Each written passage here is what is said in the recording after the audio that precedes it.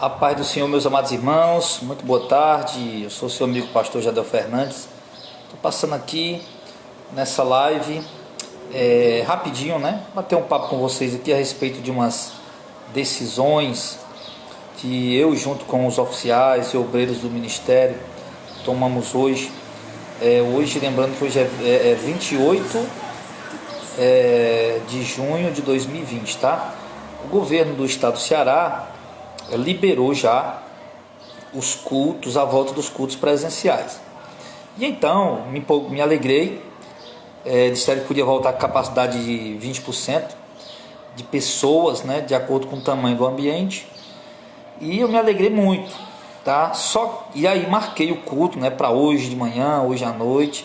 Só que quando eu tive acesso ao documento das exigências que o governo está fazendo para que nós possamos voltar aos cultos normais, eu me desanimei completamente naquele momento, tá? Aí suspendi os cultos, convoquei uma reunião com todos os oficiais, né, com os oficiais e alguns obreiros convidados que vieram. E na reunião eu li todas as exigências do governo estadual, certo? E eu pude perceber, irmãos, nós compreendemos que é completamente inviável começar os cultos da forma como eles querem, tá? Eu vou explicar a você por quê. Desde o começo dessa pandemia, quando foram suspensos os cultos, a gente viu pastores, igrejas aí desesperadas, né, que tinha que abrir os templos, tem que abrir os templos, não pode, isso é perseguição contra a igreja, aquela coisa toda. Só que não é perseguição, irmão, tá? Não é perseguição por quê? Porque não são só as igrejas que estavam fechadas, comércio, indústria, tudo estava fechando, tá? E por medida de segurança, né? Uma doença muito contagiosa, que infelizmente hoje, no dia 28, já são quase 10 milhões de pessoas contaminadas no mundo. E paz, meus senhores e as senhoras, mesmo com alguns erros de cálculos, mas são quase 500 mil pessoas mortas desse vírus, né? Enfim, aí liberaram os cultos agora com 20%, olha só, capacidade de 20%, tá? Alguns obreiros do nosso ministério, não só alguns obreiros do nosso ministério, andando por aí, viram o quê?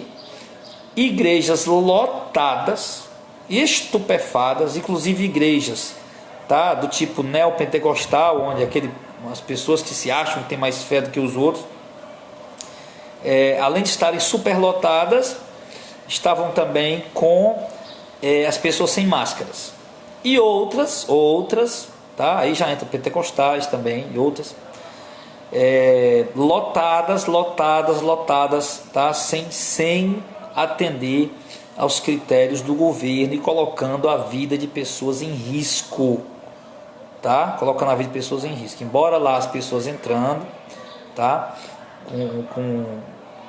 Passando álcool, com uso de máscara, mas lotados, aglomerados, né? Coladinhos às cadeiras. E a ordem do governo é totalmente diferente disso, tá? Aí o que acontece? Acontece que a lei diz que ninguém é obrigado a abrir, mas se abrir, esteja disposto, tá, a cumprir as exigências civis, as exigências criminais e tantas outras, tá? Ou seja, e processuais. Ou seja, essas igrejas, e lá eles dizem, né, que você tem que, antes de começar os cultos, tem que fazer placas, colocar nas paredes, tem que ter, os obreiros tem que ter EPIs, né, aqueles capacetes, aquelas coisas lá, e também cada congregação tem que ter aquela pistola laser, né? Aquele medidor aquele verificador de temperatura, a laser, que aqui custa mais ou menos ali uns R$300. Só para o nosso ministério a gente tem que gastar na faixa de R$1.200 para adquirir isso aí. Aí o que acontece? Ele diz que se as igrejas não estiver conseguindo organizar para manter apenas os 20%, eles têm que suspender as atividades. E aí o que acontece? As igrejas, irmãos, as igrejas não estão cumprindo com a ordem do governo, com o decreto do governo. Inclusive já teve igreja aqui em Fortaleza que já foi fechada, depois que, né, voltou a funcionar, já foi fechada e passou no jornal, na televisão, o que eles estavam fazendo, né? Então assim, como o nosso ministério não é melhor do que nenhuma igreja, do que nenhum ministério, tá? Mas não é um ministério empresa que está preocupado em abrir, porque tem que arrecadar dinheiro, tem que arrecadar fundos. Nosso ministério não está preocupado com isso, ok? A gente não trabalha dessa forma, não trabalha dessa maneira, tá? E os outros lá não, os outros lá desesperados, tem que abrir, e claro que eles não dizem por quê, né? É dinheiro, quero dinheiro, tem que abrir porque o povo estando lá, é mais fácil deles coagir o povo dá dinheiro para eles, porque na verdade as igrejas, essas igrejas, elas caiu abruptamente, né? Vamos dizer, a receita delas, tá? Porque eles conseguem uma receita alta, coagindo o povo, manipulando a mente das pessoas, enfim. Então a gente decidiu hoje, numa reunião com obreiros e representantes de algumas congregações, que nós só vamos voltar às nossas atividades presenciais, tá? Os cultos presenciais, no dia 1º de agosto de 2020, tá? Então você que é membro do Ministério Missão de Fé, eu peço até que você compartilhe isso aqui para todo mundo ficar sabendo. Pessoal do Ministério Missão de Fé, nosso Ministério Missão de Fé, repito, só vamos voltar os cultos normais, presenciais, nas nossas congregações, físicos, presenciais, no dia 1º de agosto, tá? A partir do dia 1º de agosto. Por quê? Porque nós podemos voltar com 100% da capacidade. Nós, na reunião, nós imaginamos o seguinte: além dessas exigências que nós não estamos podendo cumprir agora e ninguém está cumprindo, o galpão que a gente congrega, o nosso ministério, é numa avenida das principais aqui do bairro, avenida grande, tá?